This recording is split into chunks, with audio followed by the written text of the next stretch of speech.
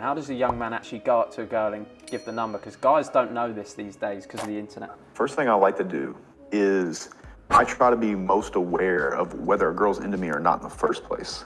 If a woman puts herself in your space and you catch any kind of eye contact, she's probably a little bit interested. If you can hold eye contact for any more than like a half a second, if she will make eye contact with you, there's a good chance she wants to talk to you. If she doesn't, she will not look your way. So for me, that makes it substantially easier to walk up to a woman. And if I'm interested in her, it's as simple as this. You walk up and you say, "Excuse me, I couldn't help but notice you, and I'd have been upset with myself had I not come to say hello. My name's Justin, what's your name?" I can't be a cowboy. Justin's a cowboy. I can't be an Australian. Sterling's an Australian. I can't be a dickhead. Tristan's a dickhead. you have to accept your role and you have to play it, right? To be born a certain height and then to sit there and go, what do I do? I'll tell you what you do. You become the best version of yourself. If I was only 6'3" and didn't achieve any of the other things I've achieved, none of you would be watching this podcast right now. So I absolutely gave my 20s up. Completely. I woke up very, very, very early. I believe that if you're gonna meet God, he's up at 4 a.m. because that's when you can hear yourself think. That's when you have the most time to do any kind of deep work. I would start my day off at 4.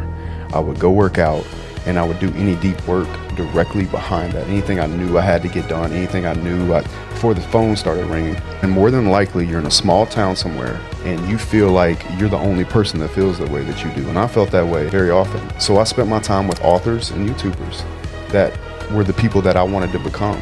Sure as shit, here I am getting 200 messages a day from young guys. Don't play fantasy football. Don't play fucking video games. I can't believe I even had to say this shit. Don't go buy a big ass house, and don't go buy some crazy ass car you can't afford. If you get a good job, I would advise you to go to the bank and set up an automatic auto draft that starves you in some way, so money stacks up while you find a place to put the money. Do you think Genghis Khan practiced semen retention? Do you think Alexander the Great was semen retaining? Have you ever seen a guy talking about semen retention and you were like, man, I bet that dude could get a lot of women though? No, fucking no. Oh, semen retention so I can look people in the eye. Dude, I'll jack it right now, shake you in the hand. No problem. Yeehaw. Which one first? Money, women, fitness? Fitness. You must get fit. It's the most important thing you can do. And the reason why it's so important is because if you get yourself in shape, you're going to be able to respect yourself more, which means people respect you more. You oftentimes treat people how to treat you. You manage people and how to treat you. If you start by gaining shape, you can naturally respect yourself more. People will naturally respect you more. They'll think you're smarter. They'll think you're more disciplined, and for that reason, they will respect you. Most of the women you see that are not happy and say, I don't need no man, they've just not met a man that they feel like getting behind because the men are not worth it. If there were more men that were worth getting behind, you would see more women happily get behind that man.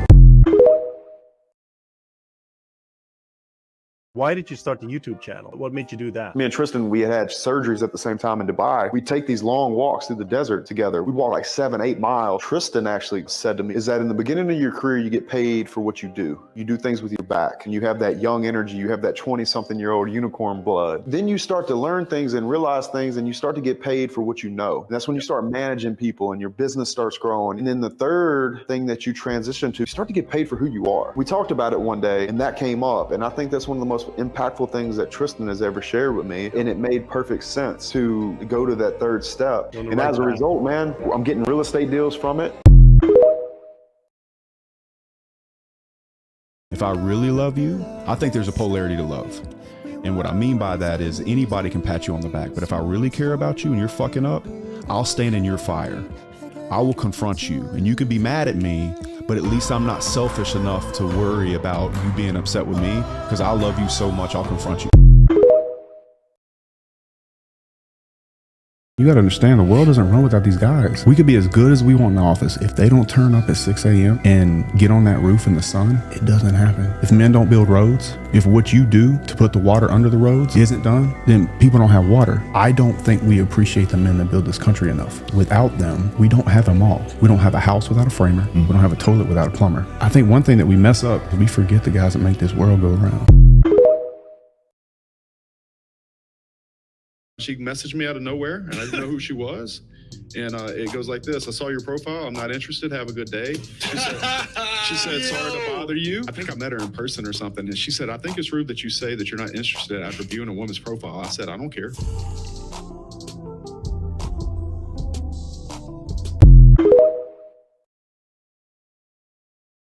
What's a high value man to you? First of all, I want to say something for clarity. I hate the word. Like, I hate high value. I hate alpha male. I hate all that shit. I know it's a placeholder, but to me, it's a man. He knows who he is. He's taking care of his business and his finance, his fitness, his health, his style. He's able to look somebody in the eyes, have a real conversation with them.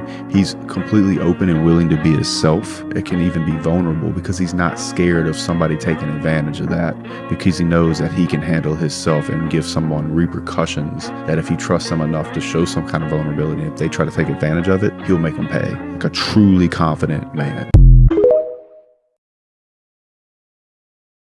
But in all reality, let's not bullshit. You could have picked a different job, just like you could be wearing a different top right now.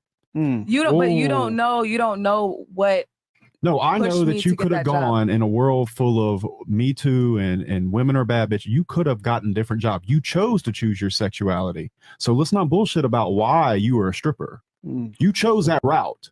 So either live with it or lie. I mean, I'm not lying about anything. I'm just saying, like, in the position that I was in, I had no, like, that was like the only choice I had. Then let me not lie to you. Men will judge you for it. I mean, that's fine. I'm just saying, like feelings aside, childhood aside, I had a shitty childhood, you know, but I'm telling you right now, you made the decision to be a stripper. You will be judged for it. The end. That is reality. Well, yeah, I understand that. I know that. I'm just asking about the taking serious and, like, what can I do to, like, don't tell them. And you guys' answer was not to be honest. I'm calling you a bad person. I'm simply telling you the reality that if you tell a man that I was a stripper, a sex worker, an OnlyFans girl, etc., he is not going to put you in the frame that you want to be in to have a long-term relationship. The end. Are you a wonderful person? I'm sure you are. However, it doesn't matter, because any man that has choice will not choose that route. The end.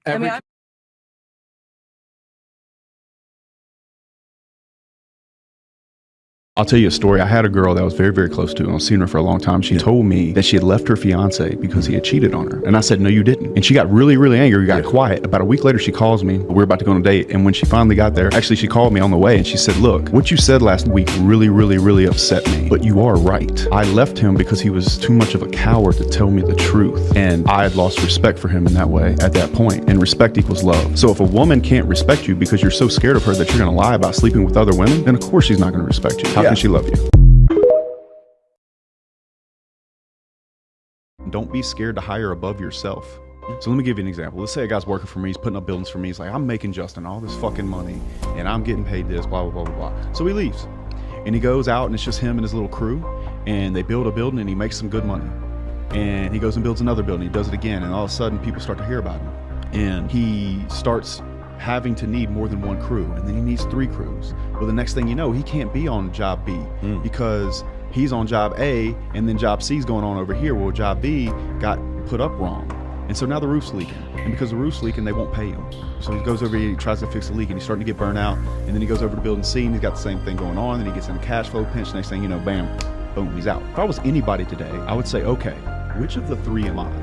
And what do I need to hire to make sure that I don't find myself in an overwhelmed role as a technician or a manager or whatever? You have to identify which one of those positions you are and then hire somebody that can do those things. The last thing you need in your business is somebody else like you.